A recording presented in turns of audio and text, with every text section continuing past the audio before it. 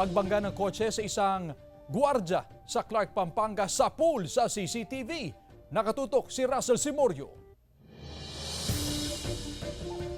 Sa pool sa CCTV, ang pagbangga ng kotse sa isang Blue Guard sa Clark Freeport Zone noong linggo. Nagmamonitor ang gwardiya sa bahagi ng exit gate pero nang tumawid ito sa kalsada, dito na siya sinalpok ng humaharurot na itim na sasakyan. Sa lakas ng impact, tumilapo ng biktima pero imbis na hintuan, humarurot pa ang kotse. Kinilalang biktima na si Gilbert Lopez Tabing na dinala sa ospital matapos magtamo ng sugat sa ulo at katawan. Nakatakda siyang i-CT scan.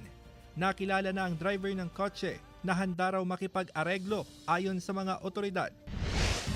Sa cellphone video na ito, nakuha sa T-Plex na bahagi ng Rosales, Pangasinan, makikita ang kalunos-lunos na sinapit na mga sakay ng van. 3 ang namatay, kabilang ang isang matandang babae at 2 lalaki. Sugatan ng 14 pang sakay ng van, kabilang ang driver. Dinala sila sa ospital. Ayon sa pulisya, nagpaikot-ikot ang van bago sumadsad sa barrier matapos pumutok ang gulong nito. Galing Caloocan ng mga magkakamag-anak na mga biktima na papunta sanang Manawag nang mangyari ang aksidente. Nakita po natin na yung gulong po niya ay used na. Parang matagal na po itong gamit kasi based na rin po sa pagtatanong natin, yung van ay nabili po ng second hand. Naiuwi na sa Caloocan ng 10 na mga nasawi habang inilipat naman sa ospital sa Caloocan ang mga nasugatan.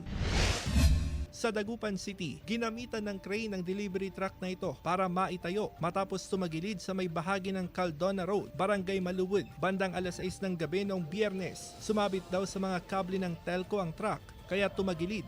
Wala namang nasaktan sa insidente maliban sa idinulot nitong heavy traffic sa lugar. Russell Simorio, One North Central Luzon.